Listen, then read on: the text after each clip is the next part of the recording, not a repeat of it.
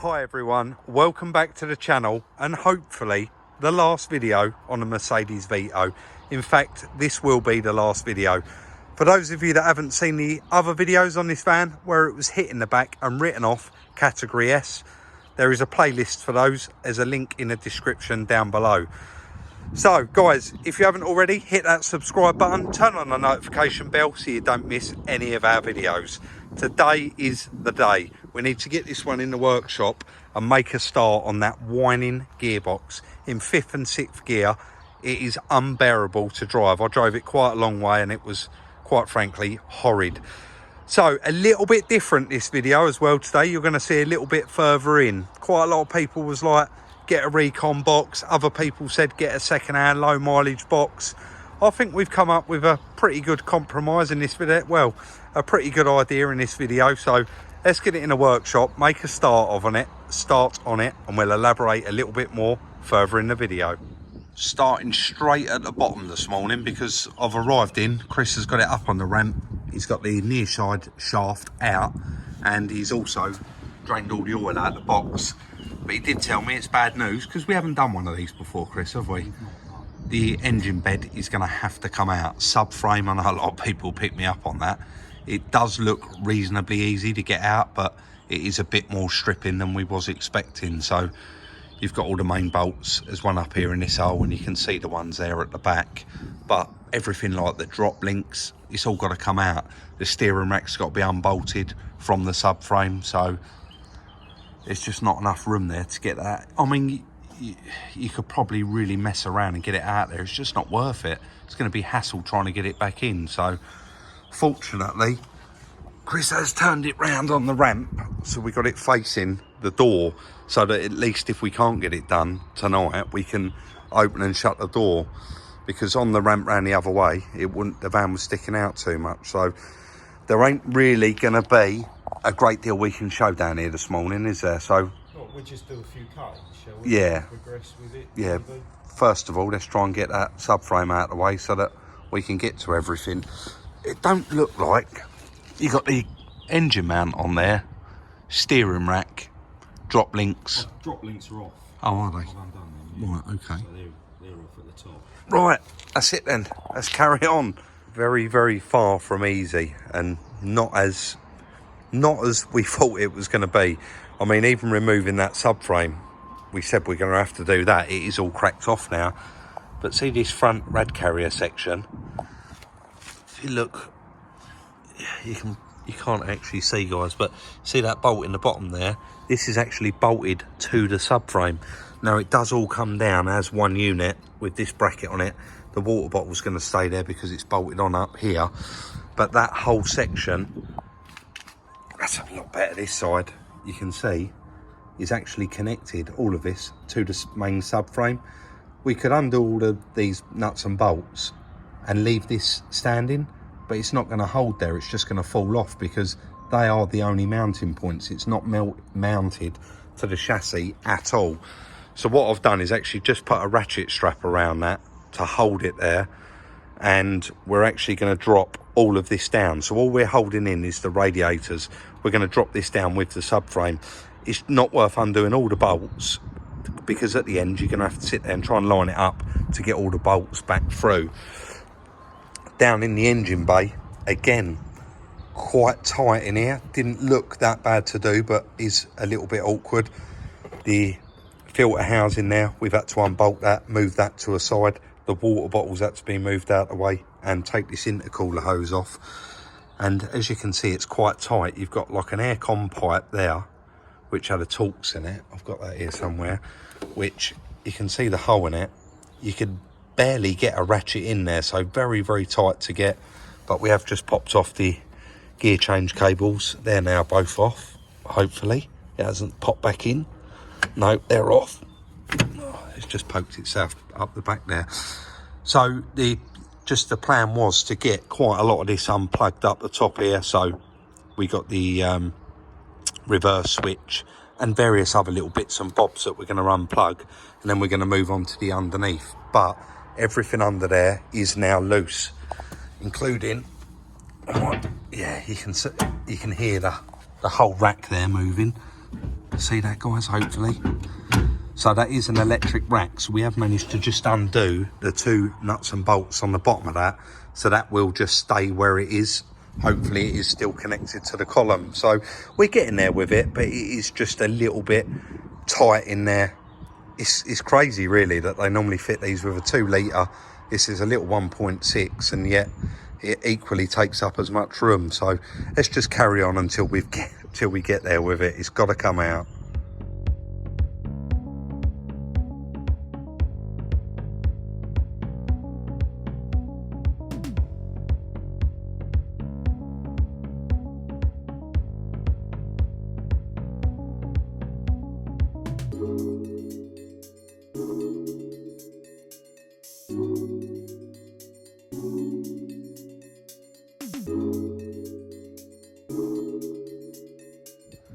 Lucky we had them Weetabix this morning.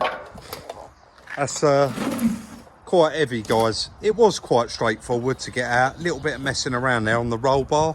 You'll see I had to drop the bolts out of it. But Chris is actually, while I was under there dropping them out, he made a start on the bell housing bolts. Yeah. But that's a bit more accessible, mate, isn't it? It is, and I think once we lower it off of that gearbox mount, Rob, yeah, we'll get to the top ones, okay. We'll get to them a bit easier, yeah. What are you going to do? Leave one in the bottom and start removing them? I think so. We'll leave the clutch slave till last, because that's going to drip a bit of oil. Yeah. The rim side drive shafts out. So yeah, it's really just bell housing and a couple of brackets. Quite straightforward. Hopefully. It should be now. But again, guys, can't really show anything down here. So what we'll probably do is get quite a lot of it done and then have another bit of a cutting. But that ratchet strap seems to be doing the job. Yeah. Holding it all in there. So a couple more up here to do. But like Chris just said, we'll get them from the bottom. But we'll lie underneath now and start concentrating on getting the bottom ones out, leaving one in. Then we can actually undo this mount just here, and this will drop. The whole engine and gearbox will tilt down at this angle, and we can support the engine and then reach the top of the bell housing bolt. So let's carry on with that. We're rolling. If you pull that bit of cardboard out, Chris, and then come straight in with your trolley jack. Do you want to come in through the side, or wherever's not going to be in your way, really. Wherever's not going to be in your way. Well, from round there, it's probably going to be easier to slide it out, isn't it? Right, come in a little bit. That's it. Hopefully it balances. Right, come back to me a little bit. That's it. It's going to be a little bit of a balancing act. Yeah, hold it there, mate. And then once I get these out, just come down an inch just to see if nothing's connected. Right, one. I don't know why I ain't got the battery ratchet in my hand. Don't matter, it's nearly there now. I think it's behind you. My bad, I never took it with me. A little bit. Might want to pry it here. Yeah.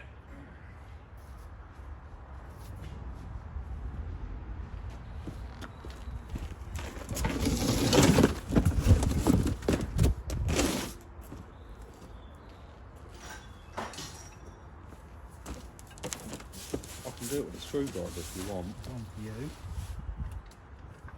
Yeah, that's enough, mate. Do you want to get straight back on the jack? Are we clear?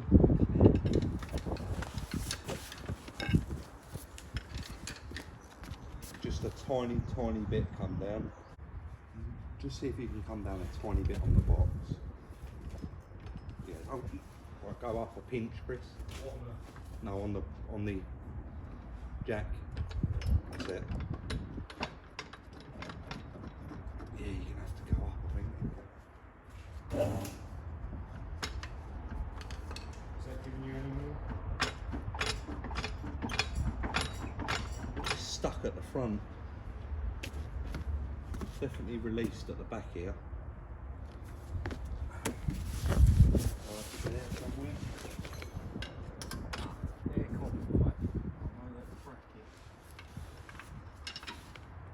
That's it, you got it.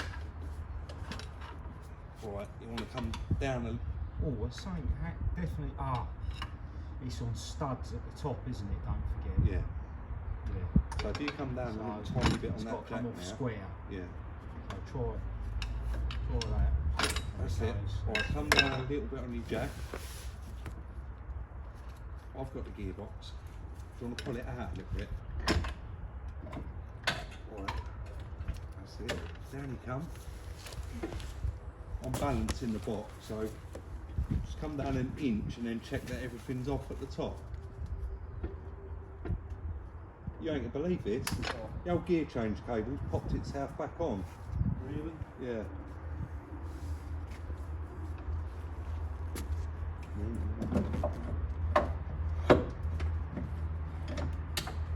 See it there?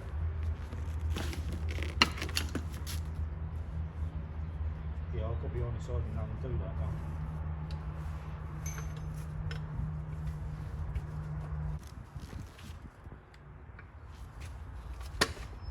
That's it.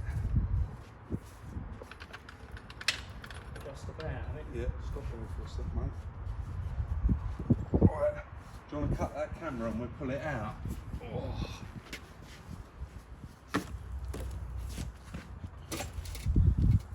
Well, you can see it quite well. Yeah? Yeah. I mean, Right. end it there, mate. I'm just going to go up and then I'll pull it out. Should be enough room there now. Says he. Yeah, that's alright. We're out.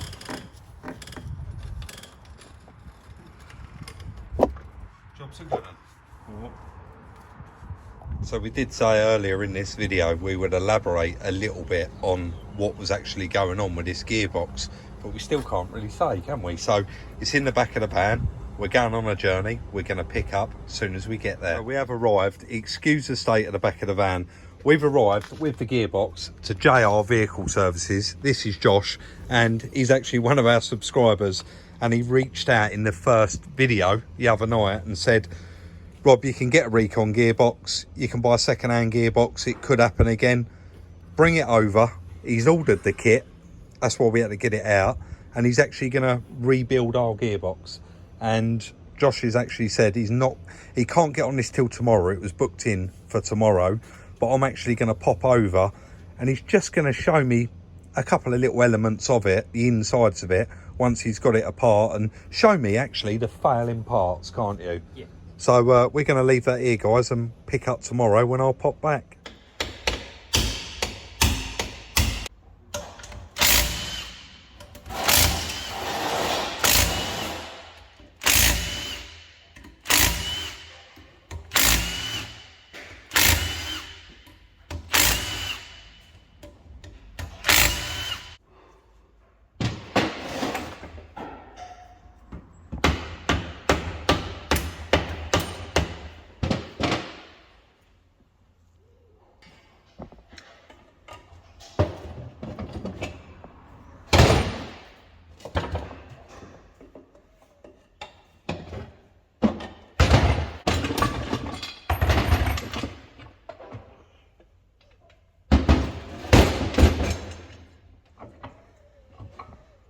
Right, so these bearings aren't too bad. They have got wear on them, but normally the ones that cause a problem are down in here.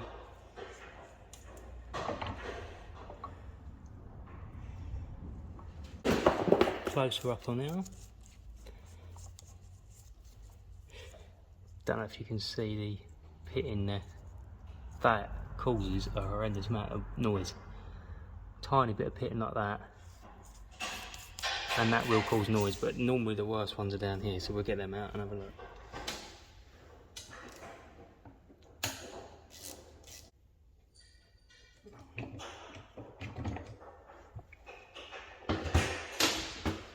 So, how well can you see this? When you put the car in gear, what you're effectively doing is moving these levers up and down, and when you're moving your left and right, it's moving this and this. Let's try and get a bit of a closer up. Sorry, where this will slot in and out of these, it will move left and right, and it will lift these up and down, and that engages the gears, but you'll see that better when it's actually apart. And then that is the magnet. There's always a magnet in the gearbox, and it keeps the metal filings from going around and grinding everything, but you can see that's got quite a bit of metallic on it, which will be from them bearings, no doubt.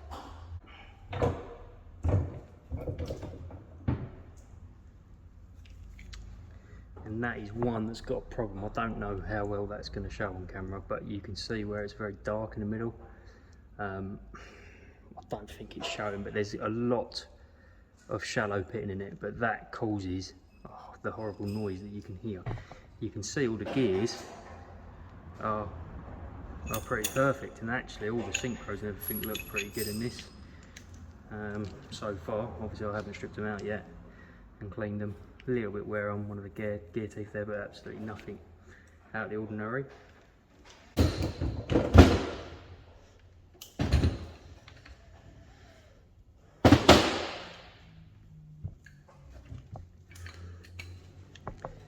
And then there again, it's exactly the same on that one. And this is the input shaft bearing. This isn't what causes the noise on these boxes, but quite often the Peugeot, these ones fail and cause a horrible whining noise as you pull away. And then lastly, these are your diff bearings. These, I've got to be honest, these are normally pretty damn good on these Renault boxes. It's usually the other bearings that fail first. And yeah, they're pretty clean, but they will get changed because it's apart. And then if you look in here, got the rest of these magnets, and that is just bearing material which is failing. But can you see the pitting in there? You see the silver colour that's pitting on them bearings, and that as it's spinning round and round, that's what makes a horrendous noise. And there you've got another one, and that is, you can't see it obviously on feel it sorry on camera, but they are really rough, and that's normally on these boxes what causes that. Is swap these bearings out with the bearings that I know Rob's shown you, pull them off, which I will show, and then these bearings in here are blind, and I won't show this on camera, but for some reason on these Vivaro ones they're quite shallow in here, and my tools that we've got for pulling them don't really seem to work on these boxes very well. So what I do normally is, I won't show on camera because all you'll see is a blur, but I'll weld a bar across here and then just use a slide hammer to knock them out for them free. I'll do it with this one as well, and we'll replace that. We're replacing that seal anyway, so I'm not worried about melting it. Not worried about melting this plastic sleeve, because that's getting changed, but we'll coat this in anti-splatter and then we'll weld it out. This one I'm pretty sure from memory you can knock out, not a problem, and this one you definitely can, so I'll show them. The other problems with these gearboxes is if you ever get them when they stick in first and going in first and second, generally that bearing which I showed you earlier on the end of the shaft, where that goes through the gearbox here, this is prone to fail, and do you know what, that is absolutely perfect. So overall it's actually a very good gearbox. I'm not going to be stripping these synchro rings right out, but there's no wear on them and they're all the same from what I've seen. So when you lock into gear and you get grinding gears, what you're actually grinding is just these small teeth here. As that comes up, that's what locks you in gear. So it's not grinding these two gears together when you're grinding in gear, it is just them, and that is what it locks into. Well, this is quite a good demonstration. You hear this noise, you hear how rough that is when that's all back together and you've got extra load on it and everything. That is the noise you can hear, but it's much more pressure and it makes a horrible grating whining noise, as you have seen in the video. I've made a weld around the race of the bearing, and bit of a bad beat, but anyway, as that cools down, what it actually does is shrinks the race ever so slightly, and it's just get underneath it with a slider, and out it pops.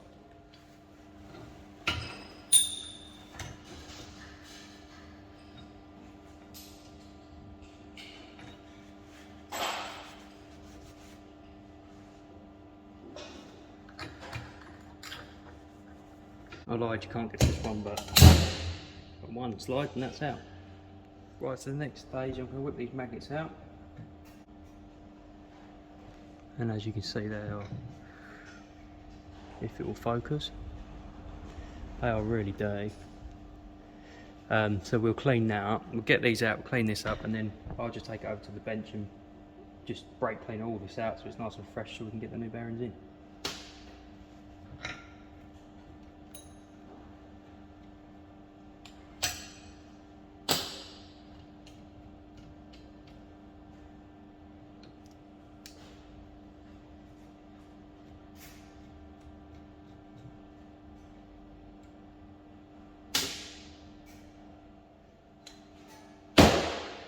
Right, now on this side of the gearbox, all three of these bearings have got the shims, and that's what shims it up. Now some gearboxes you have to shim them up as you go. These ones are actually okay, the bearings, as long as they're the same, exactly the same, they are okay, which is the bearings we've got are precisely the same. So we don't need to do that. But again, this one, all I'll do, and I'll just show you quickly, we don't need this drive shaft seal, we've got new ones. So we'll pop that out, and it's quite easy because there's a nice lip there. So we can tap that and that'll come out on all three of them. But I'm going to, off camera, I'm going to mark all these up where they go, then we're going to clean all the casing up, then we're going to come back and we'll start on the bearings and the actual, on the gears. The next step is matching the bearing numbers up. So as, it's a bit dirty, but as you can see, this is an SNI. And yeah, just matching the race numbers up, which that is the same.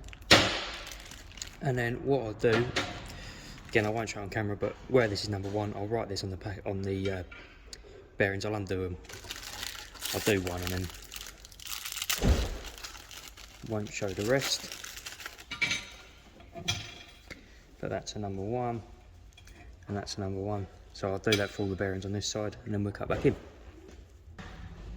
Okay, so that's all them done, and then next we've got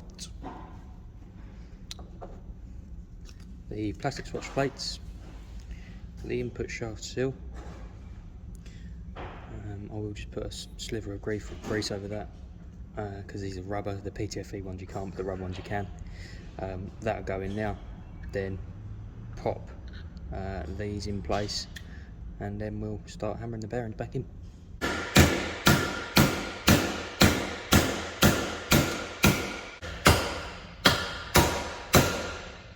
Right, so I've got gear pull on this one. Quite a simple little tool really. This is only a cheap Clark set, this one.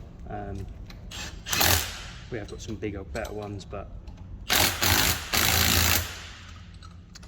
this should do. Reposition it, it's not a problem. So I'll just reposition that.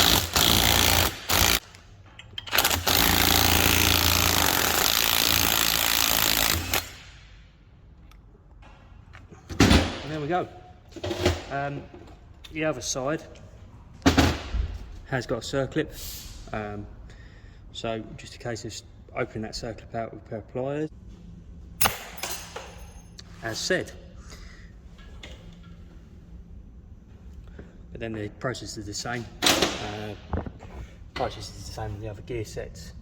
So we'll do them and cut back in. Right, so that's all them races in now, and then what we're going to do is do the other side of the gearbox and cut back in. Right, that's all the bearings done in the gears, all back on. This has been cleaned out again, everything's been cleaned off for a final time, and then it's just a case of putting it back together.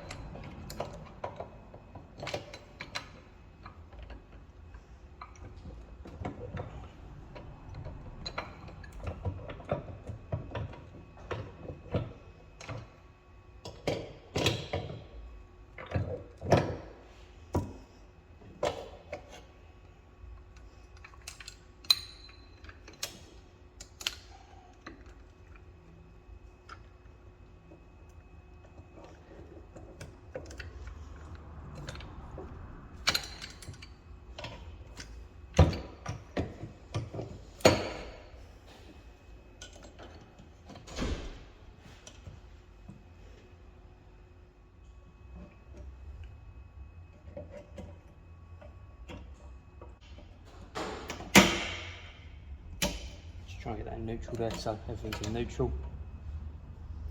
And it all slots together quite well. Then this is the reversed gear. And then what I like to do, oh, just to point out, we put the magnets in the gearbox as well. What I like to do next, once these are tight, is I like to put the case on with no sealant, bolt it with 2 screws down, and then check it all goes into gear. If that's all good, give this one final clean off, and then seal it up and bolt it back together. Right, I like using this L-ring Durco stuff. Nice bead on it.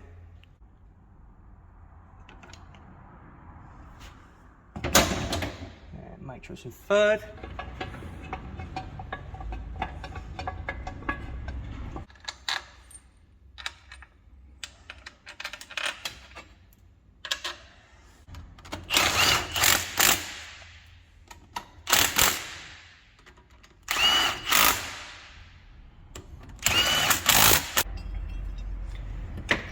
Bolt our selectors back on, and there you have it, one rebuilt gearbox. Well, hopefully quite a lot of you are sticking around and watching this little ending here.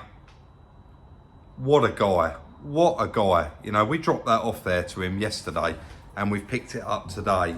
He's turned it around in 24 hours, and I've been trying to work out a way of saying how brilliant he is and how good he is, and that he got that done that quick for us. And to be honest, I actually took Chris come with me for a run over there when we dropped it off, and Chris was very, very impressed. And he ain't easily impressed, guys, is he? Let's face it. And Josh, he's not a run-of-the-mill oil and filter, brake discs and pads kind of guy. He actually specialises in timing chains, gearbox rebuilds. He really does get involved. So a massive, massive plug and a shout out to Josh at JR Vehicle Services.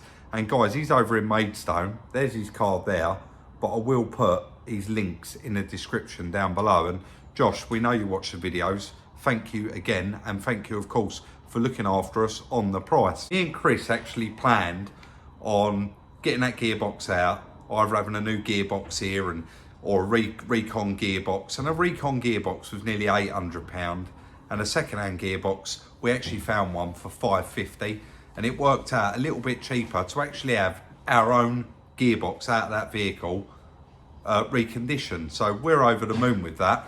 Unfortunately, we was going to roll with this one and make it an hour episode if it had to be, and actually fit the clutch, fit the gearbox, and finish the series on that van. But for those of you in this industry, you will know at the moment, clutches and various other bits and pieces from motor factors are turning out to be a bit of a nightmare to get. And we've actually got a bit of a wait for a clutch on that, which we could have done without because we need it off the ramp. It is due in the next day or two, so hopefully we'll do another little quick video on that, get that gearbox fitted, get it out, give it a road test, and have a listen to Josh's work that he's done on it. So that is the end of today's video. If you haven't already, follow us on Instagram at Salvage Rebuilds. If you reach out on there, always include your telephone number. Like, subscribe, share on all your social networking sites, and we'll see you very, very soon in the next one.